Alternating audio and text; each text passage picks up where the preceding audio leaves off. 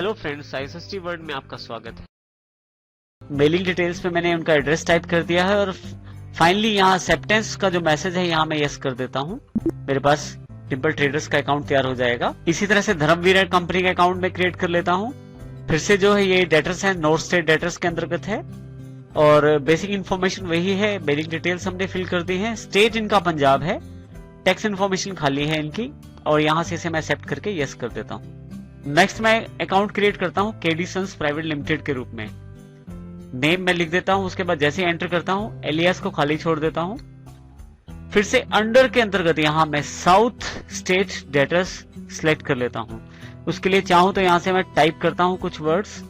जैसे टाइप करता हूँ कुछ कैरेक्टर तो यहाँ पे मेरे पास साउथ स्टेट डेटर्स सिलेक्ट हो जाता है।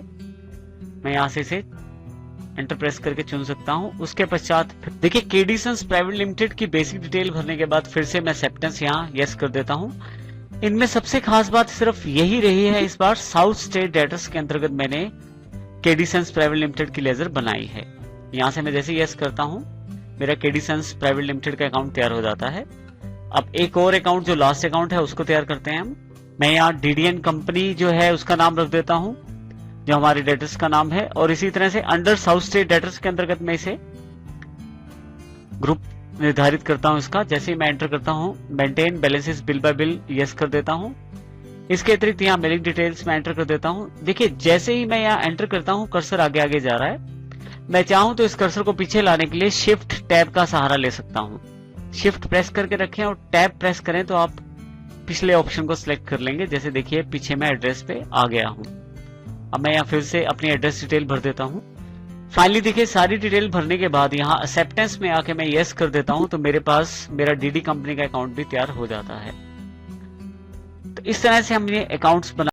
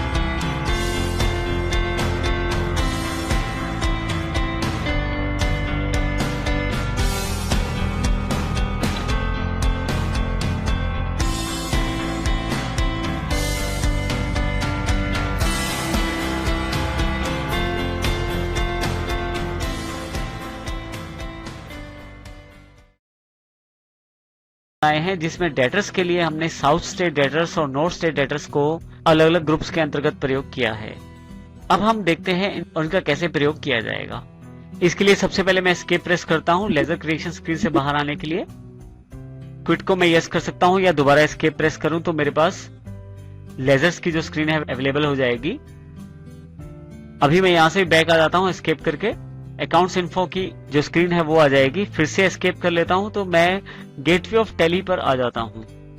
यहां पे देखिए रिपोर्ट्स के अंतर्गत डिस्प्ले का एक ऑप्शन अवेलेबल है। मैं इसे क्लिक कर लेता हूं। इसे मैं सिलेक्ट कर लेता हूं। डिस्प्ले मेन्यू जो मेरे पास अवेलेबल हो गया है इसमें से मैं ट्रायल बैलेंस चेक कर लेता हूं। ट्रायल बैलेंस पे एंटर करें।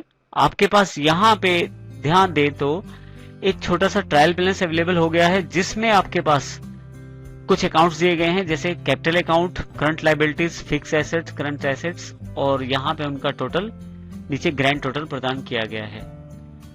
यदि आप यहाँ देखें बटन टूल बार पे कुछ नए बटन अवेलेबल हो गए हैं नए ऑप्शंस के साथ। मैं डिटेल पे जैसे क्लिक करता हूँ देखिए यहाँ पे डिटेल्स अवेलेबल हो जाती है अकाउंट्स की। जैसे कैपिटल के अंतर्गत राम्स कैपिटल, लायबिलिटीज के अंतर्गत सन्डी क्रेडिटर्स और फिक्स एसेट के अंतर्गत प्लांट एंड मशीनरी। इसी तरह से मेरे पास सन्डी डेटर्स भी हैं। मैं इनको सिलेक्ट करके एंटर कर देता हूं तो देखिए मेरे पास यहाँ नॉर्थ स्टेट डेटर्स और साउथ स्टेट डेटर्स दोनों सब ग्रुप्स अवेलेबल हो गए हैं। अब यदि यहां मैं फिर से यहाँ पे डिटेल्ड वाला बटन प्रेस करूं तो कि मैंने ग्रुप्स बिहेव लाइक सब लेजर के ऑप्शन को यस किया था वो नॉर्थ स्टेट डेटर्स से और जिसमें मैंने नो किया था साउथ स्टेट डेटर्स से। यदि आप यहाँ ध्यान दें तो ग्रुप जो कि मैंने बिहेव लाइक सब लेजर्स को यस किया था वहां किसी भी तरह की डिटेल अवेलेबल नहीं हुई है, जबकि जहां ग्रुप्स बिहेव्स लाइक सब लेजर नो किया था जो कि साउथ स्टेट एड्रेस है, वहां पे मेरे पास डिटेल अवेलेबल हो गई है। तो इसका अर्थ ये हुआ कि यदि आप यस करें ऑप्शन को तो आप समरी रिपोर्ट देखते हैं, और यदि आप नो करें तो वहां पे आपके पास डिटेल्ड रिपोर्ट अवेलेबल हो जाती है।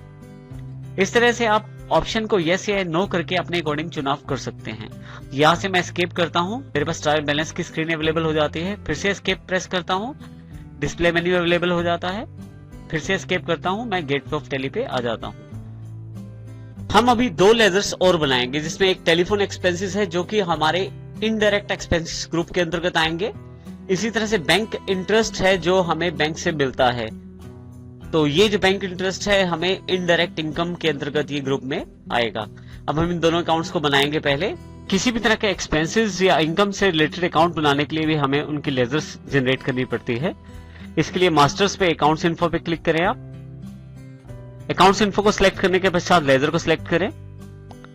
यहां पे आप सिंगल लेजर के अंदर क्रिएट बटन पे जैसे ही आप सिलेक्ट करेंगे आपके पास लेजर क्रिएशन स्क्रीन अवेलेबल हो जाएगी। यहां पे आप अपना एक्सपेंसेस और इनकम से रिलेटेड अकाउंट बना सकते हैं। एक्सपेंसेस और इनकम से रिलेटेड लेजर आप बना सकते हैं। जैसे मेरे पास एक्सपेंसेस से रिलेटेड अकाउंट है टेलीफोन एक्सपेंसेस, क्योंकि इनडायरेक्ट एक्सपेंसेस है तो मुझे इसको इनडायरेक्ट एक्सपेंसेस हेड के अंतर्गत रखना पड़ेगा। इसके लिए मैं अकाउंट बनाता हूं। पहले टेलीफोन एक्सपेंसेस टाइप करें, नाम में एलियास आप चाहें तो दे सकते हैं। अंडर पे जैसे आता है आप यहां से ग्रुप सेलेक्ट कर सकते हैं, क्योंकि टेलीफोन एक्सपेंसेस जो है प्रॉफिट एंड लॉस की आइटम है और ये हमारे इनडायरेक्ट एक्सपेंसेस के अंतर्गत आते हैं, तो इनडायरेक्ट एक्सपेंसेस यहां से मैं चुन लेता हूं। इसके पश्चात ओपनिंग बैलेंस यदि है तो आप दे सकते हैं। अभी मेरे पास कोई भी ओपनिंग बैलेंस नहीं है इसका, तो मैं यहां से एक्सेप्ट कर लेता हूं, जिससे मेरे पास टेलीफोन एक्सपेंसेस का अकाउंट या लेजर जनरेट हो जाती है। इसी तरह से बैंक इंटरेस्ट है जो आपका बैंक से मिलता है आपको, वो हमारी इनडायरेक्ट इनकम है, मैं उसका अकाउंट बनाता हूं। अब बैंक इंटरेस्ट में नाम दे देता हूं उसका, एलियास में आप चाहे तो दे सकते हैं। यहां बताएंगे कि किस ग्रुप के अंतर्गत आपका बैंक इंटरेस्ट आता है, तो मेरे पास ये जो ग्रुप है इनडायरेक्ट इनकम के अंतर्गत आता है। इनडायरेक्ट इनकम को मैं सिलेक्ट करके एंटर कर देता हूं। ओपनिंग बैलेंस यदि आपके पास है तो आप दे सकते हैं। अभी कोई भी मेरे पास ओपनिंग बैलेंस अवेलेबल नहीं है, मैं इसे खाली छोड़ देता हूं। जैसे ही एंटर करता हूं मेरे पास एक्सेप्टेंस का मैसेज आ जाता है, मैं इसे यस कर देता हूं। तो इस तरह से मेरे पास ये दोनों अकाउंट अवेलेबल हो गए हैं।